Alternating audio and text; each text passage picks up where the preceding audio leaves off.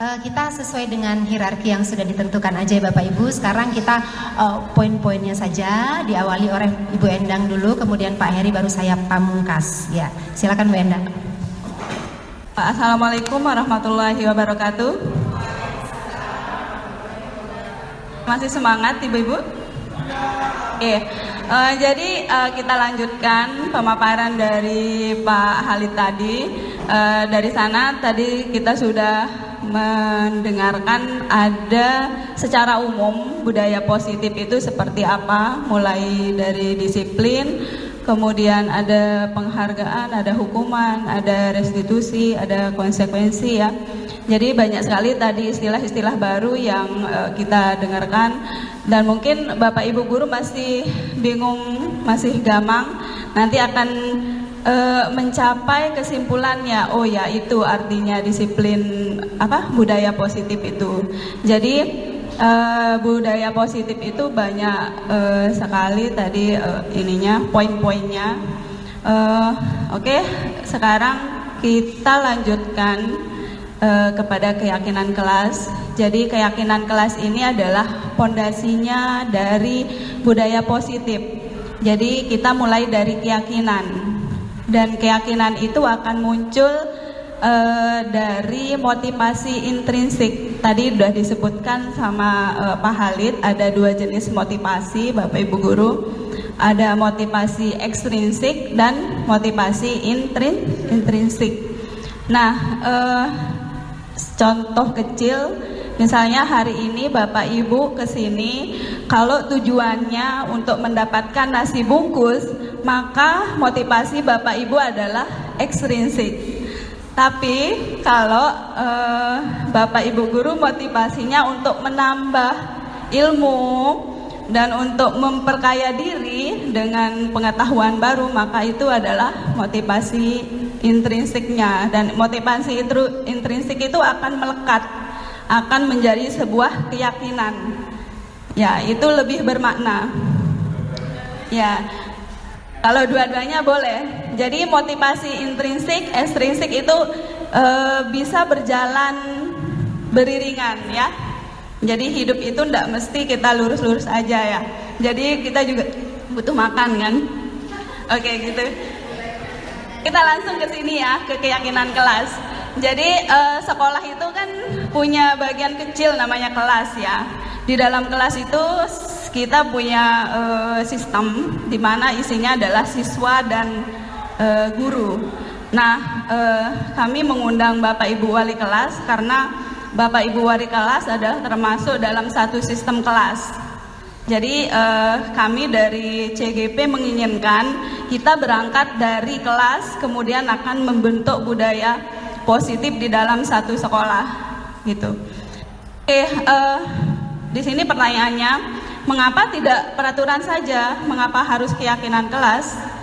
Kita misalnya masuk ke pertanyaan itu ya, mengapa kita memiliki peraturan harus menggunakan helm bila mengendarai kendaraan roda 2? Misalnya ada pertanyaan seperti itu, Bapak Ibu alasannya apa memakai helm? Keselamatan. Pak Dedi, pakai helm untuk apa? Keselamatan. Pak Hamdi gaya-gaya. Ya, itu ekstrinsik ya. Kebutuhan ya. Kemudian pertanyaan yang kedua, tadi keselamatan ya. Pertanyaan yang kedua, mengapa kita memiliki peraturan 3M? Menggunakan masker, mencuci tangan, dan menjaga jarak 1,5 meter. Ini berlaku untuk pas COVID dulu ya. Kalau misalnya ada pertanyaan seperti itu, Bapak Ibu guru menjawabnya apa? Supaya apa? Supaya keren, supaya sehat. Ya, itu ya, kesehatan. Iya. Jadi Bapak Ibu guru sudah pintar karena udah punya keyakinan sendiri tentang motivasi intrinsik itu ya. Kemudian ini enggak perlu diutarakan karena kita bukan pelatihan ya. Oke, jadi tadi pertanyaannya adalah jawabannya adalah kesehatan dan keselamatan. Nah, kesehatan dan keselamatan itu adalah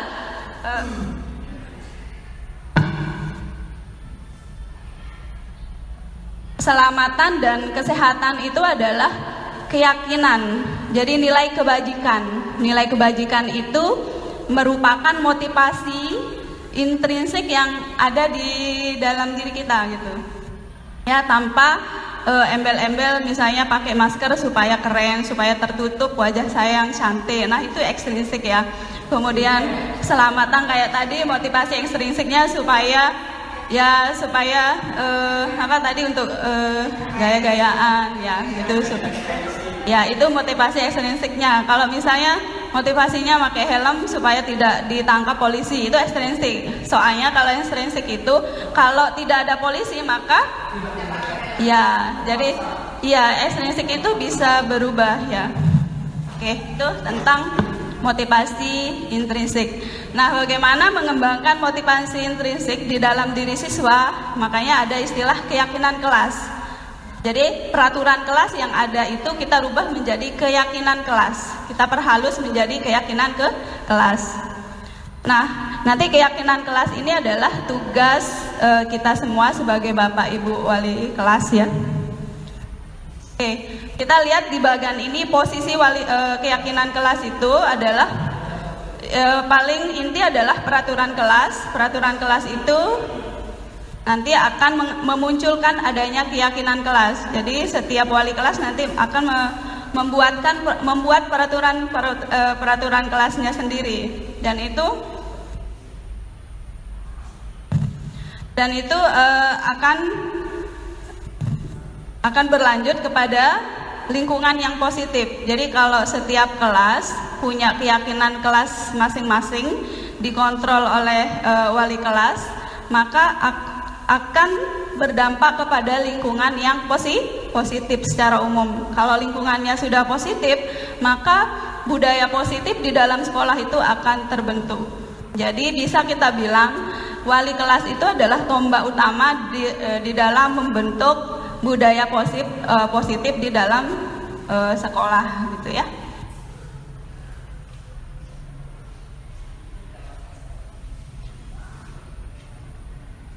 Maaf Bapak Ibu.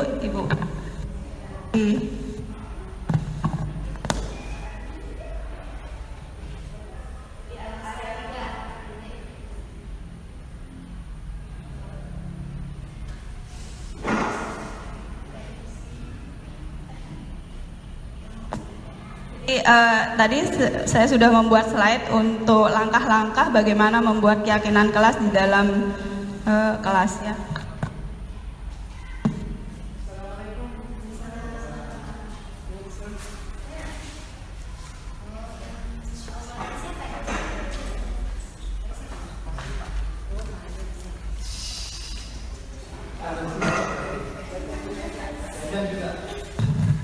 Halo.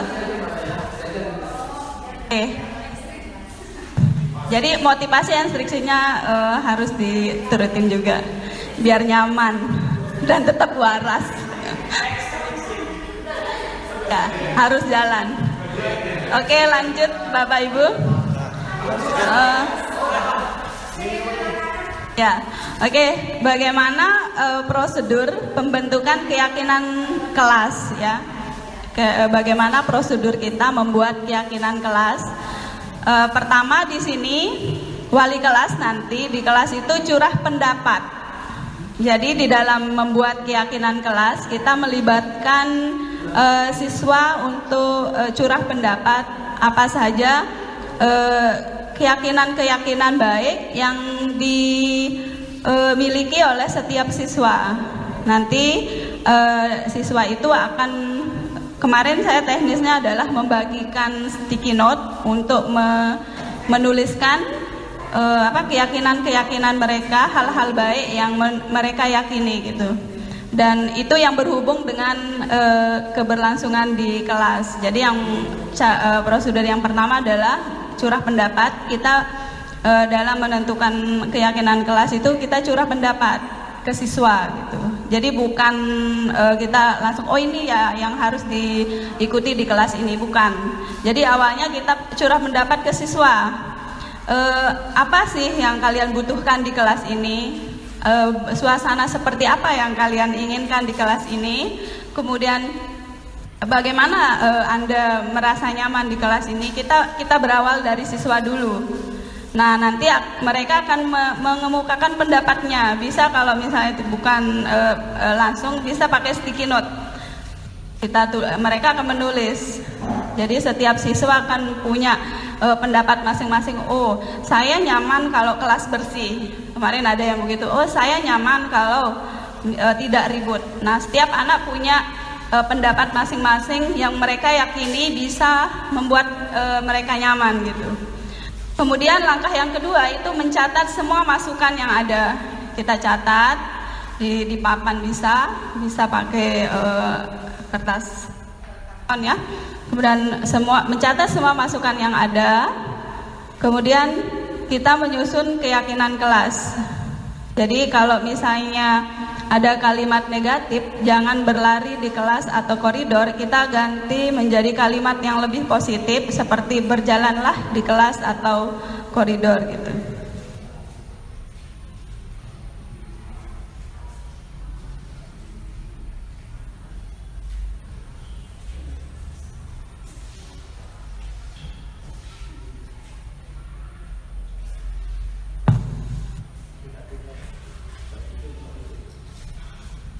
Setelah menyusun keyakinan kelas itu, selanjutnya meninjau ulang hasil curah pendapat.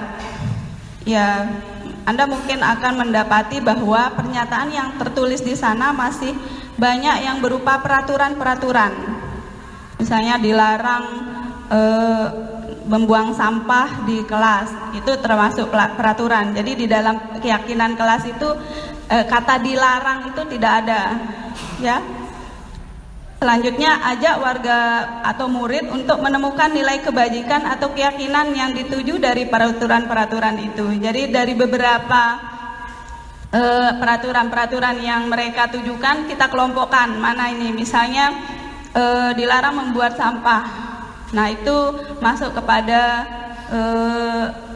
peduli, misalnya peduli lingkungan atau peduli terhadap teman ya. Nanti keyakinan kelas ini adalah satu kata yang memayungi banyak indikator gitu.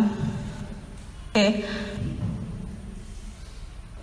Selanjutnya, meninjau ulang keyakinan sekolah atau kelas yang sudah tersusun. Jadi diharapkan di setiap kelas itu punya keyakinan jangan terlalu banyak.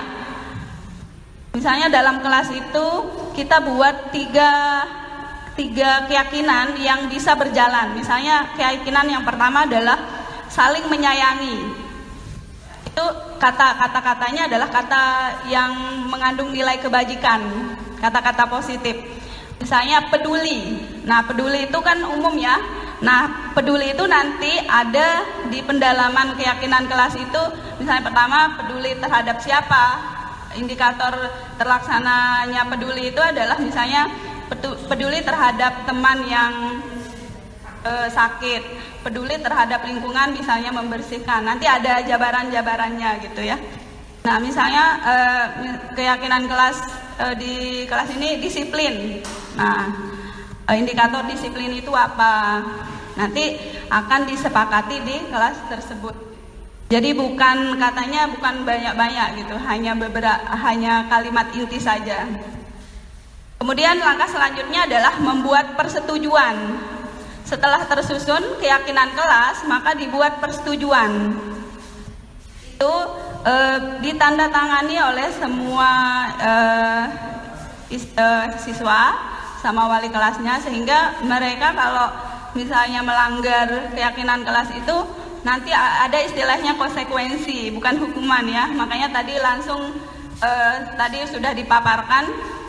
Ada istilah hukuman, konsekuensi sama restitusi. Jadi di keyakinan kelas ini kalau dilanggar atau tidak ditepati, maka ada istilahnya konsekuensinya apa gitu ya.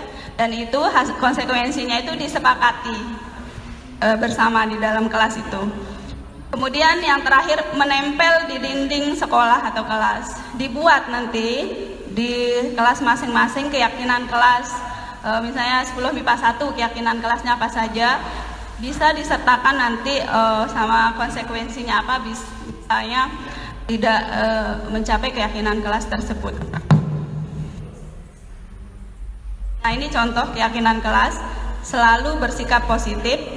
Nah, di sana bersikap positif, senantiasa menjadi diri terbaik, menghormati orang lain serta barang miliknya, berkomitmen terhadap setiap tugas, peduli. Itu contoh saja ya. Nanti bisa ini tidak kelihatan ya. Oke, setelah terbentuk keyakinan kelas, tentu yang menjadi tugas kita adalah bagaimana pendalaman, bagaimana menindaklanjuti keberlangsungan keyakinan kelas itu.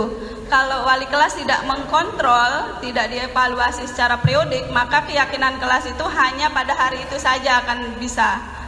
Jadi misalnya dibuat sekarang, besok tidak diingatkan, maka akan hilang. Namanya anak ya. Jadi harus tetap dievaluasi.